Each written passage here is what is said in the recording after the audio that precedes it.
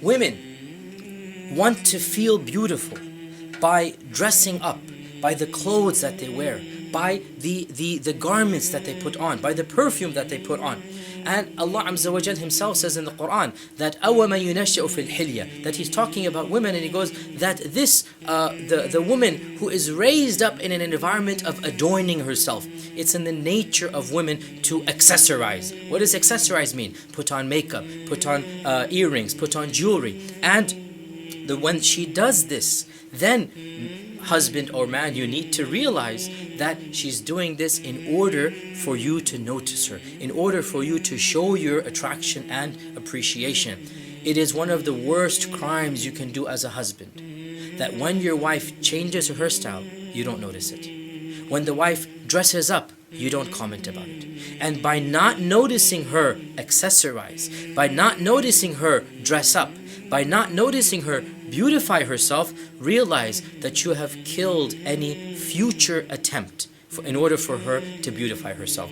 Men, you need to take a mental notice when your wives dress up and when your wives change their appearance. And the flip side of this, never ever stare at another woman in your wife's presence. Of course, you shouldn't do this anytime. Allah Azza wa Jal has not allowed us to do this. But wallahi, brothers, even non-Muslims who don't believe in Allah realize how crude and how vulgar it is to stare at another woman right in front of your wife. You're destroying her self-confidence. You're destroying her love for you. Also realize that it's simply undignified. It's simply not going to get you anywhere to crack jokes about a second wife in front of her. I'm not making fun of the concept of a second wife. What I'm saying is, do you really think your wife is going to love you more? Do you really think that's going to make her appreciate you more if you casually throw in every second sentence a joke about a second wife? That's not the way to do it. And our Prophet ﷺ never once joked about another woman, even if he married one. He didn't crudely throw it as a taunt every time something happened. That's not the way of a gentleman.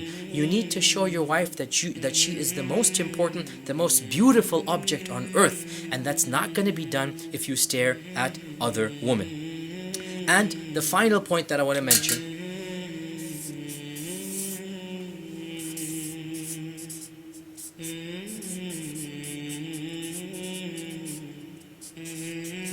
don't rationalize every single problem that a woman comes to you with.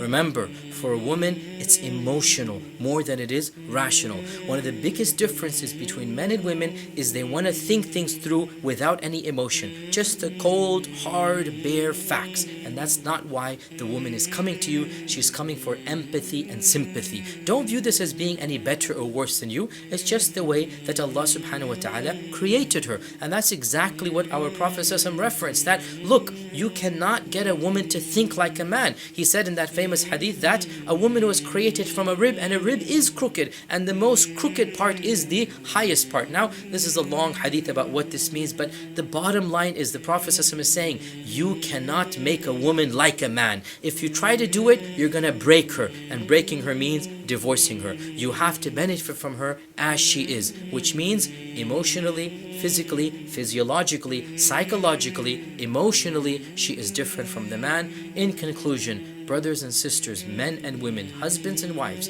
realize وَلَيْسَ الذَّكَرُ كَالْأُنْثَى, the man is not like the woman. جزاكم الله خيرا والسلام عليكم ورحمة الله وبركاته.